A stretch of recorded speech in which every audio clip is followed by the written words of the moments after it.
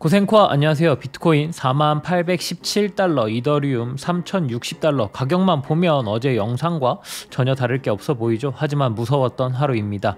이렇게 큰 변동성, 모든 것을 캐치하긴 쉽지 않습니다. 누군가는 나는 아래서 잡아서 너무 달다 달아 라고 할 수 있지만 그건 역시나 고수의 영역이니까요.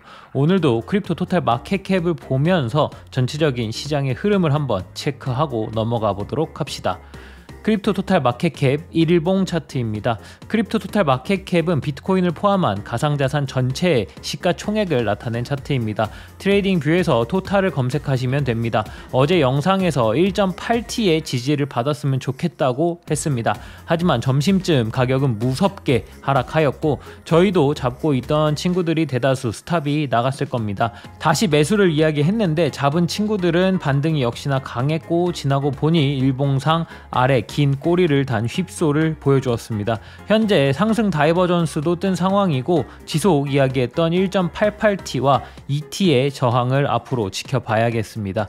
포지션을 잡고 계신 분들이라면 지속 차트 잘 지켜보시면서 대응하시길 바랍니다. 항상 코인 생존기 팀은 텔레그램과 유튜브를 통해 매매 관점을 공유하고 있습니다. 텔레그램도 유튜브 영상도 많이 사랑해주세요. 항상 이야기 드립니다. 잃지 않는 자가 승자이며 우리에게 있는 많은 기회가 왔을 때 잘 잡기 위해선 각자의 시드를 안전하게 지키시는 매매를 하시길 바랍니다. 4월 19일 저는 코인 생존기의 김비트입니다. 어제 힘든 하루였죠. 다들 고생 많으셨고 앞으로 지속 지켜보자고요. 그럼 코인 생존기 오늘도 출발하겠습니다. 가자! 구독, 좋아요, 알림 설정 부탁드립니다. 오늘도 소중한 시간 내주신 구독자, 시청자 여러분들 항상 감사하고 사랑합니다.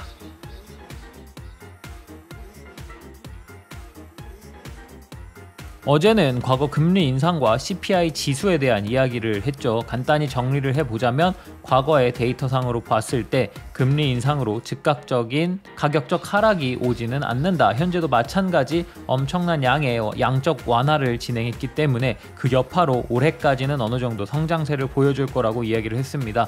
거기에 마저 채워질 고용에 대한 이야기를 했었고요.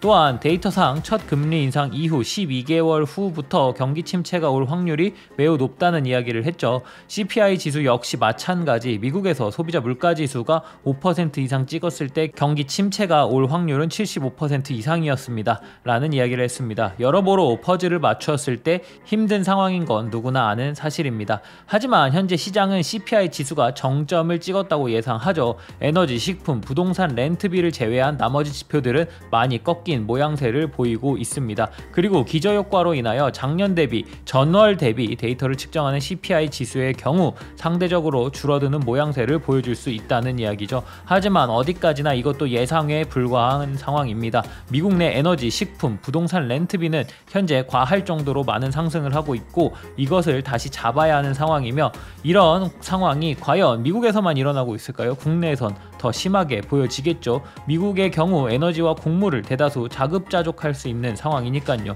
여기서 우리는 전쟁에 대한 리스크를 생각해야 됩니다. 러시아 우크라이나 전쟁은 생각보다 장기전으로 가고 있고 그로 인하여 에너지와 곡물의 가격은 미친 듯한 폭등을 하고 있는 상황입니다. 현재 상황으로 보았을 때는 쉽게 끝나지는 않을 것 같죠. 이 이야기는 너무 많이 했으니까 일단 넘겨놓겠습니다. 중국의 코로나 정책, 이것이 생각보다 우리에게 크게 다가올 수 있다는 점도 우리는 생각을 해야 합니다. 지난 영상에서 08년 서브프라임 모기지 사태부터 현재까지 무한 양적 완화를 지속적으로 했음에도 불구하고 물가의 상승을 억눌러 주었던 중국의 역할에 대한 이야기를 했었습니다. 말도 안 되게 값싼 노동력으로 값싼 물건들을 전 세계 15%나 수출하고 있었던 중국. 이런 중국에서도 역시 코로나로 인하여 인플레이션이 증가합니다. 물론 이 과정 속에서 PPI, 생산자 물가지수도 증가하게 되며 전반적인 물건의 가격이 확 올라버리죠. 하지만 이번 문제는 이것만이 아닙니다. 코로나로 잘 버텨오던 중국이 코로나로 골머리를 썩고 있습니다.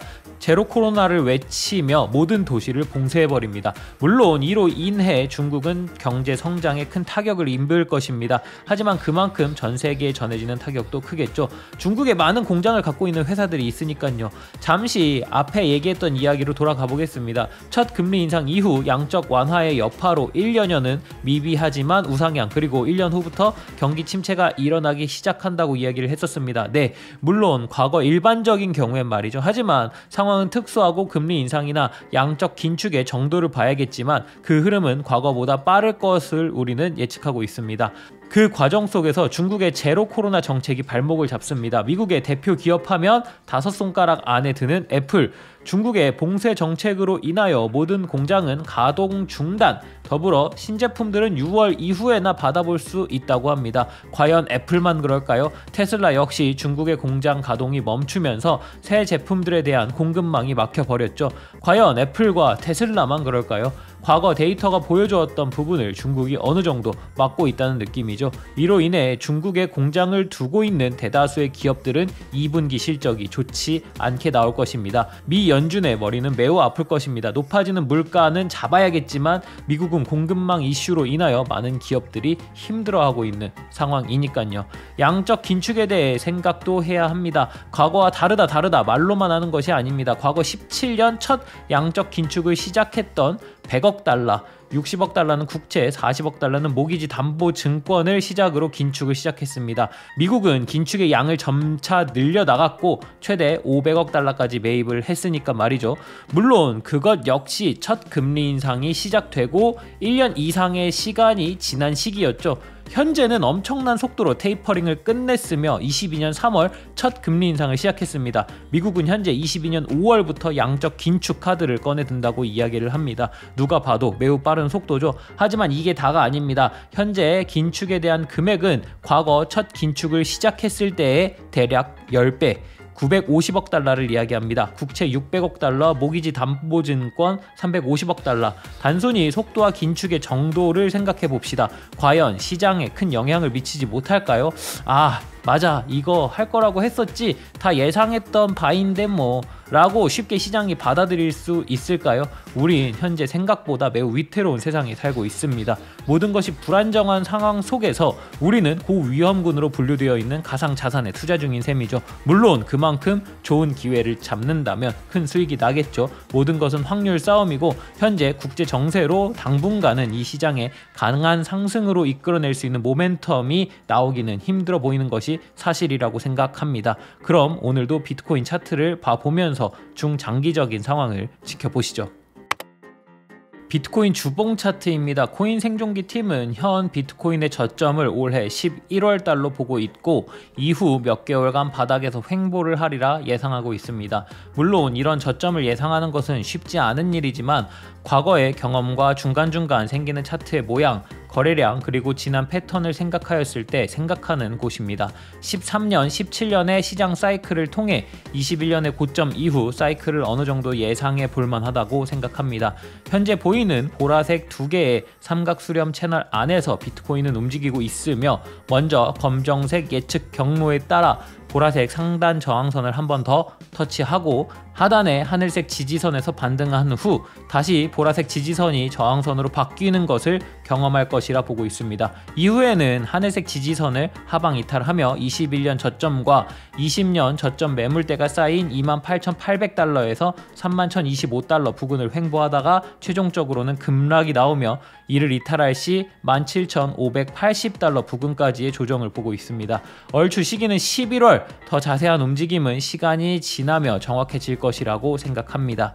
비트코인 일봉 차트입니다. 어제 변동성이 커서 다들 놀라셨을 거라고 생각합니다. 어제 저점은 1차적인 반등 구간으로 안내드렸던 선에서 반등을 해준 모습이지만 저희는 현재의 반등을 저점으로 생각하고 있지 않습니다. 지속 언급했던 2차, 3차 반등 구간인 37,000달러, 34,750달러 부근을 아직 보고 있습니다. 연이은 조정 후 뚜렷한 반등이 없었으므로 충분히 단기 반등이 나올 수 있다고 생각됩니다. 현재로서 신고점을 가는 움직임보다는 저점을 확인하는 움직임이라 생각합니다. 17년의 비트코인 고점 이후 이를 다시 탈환하는 데까지 4년이 걸렸습니다. 또 현 시장은 18년 코로나 이슈로 인한 급락 이후 저점에서 고점까지 20배가 넘은 상승을 했다는 점 잊지 마시길 바랍니다.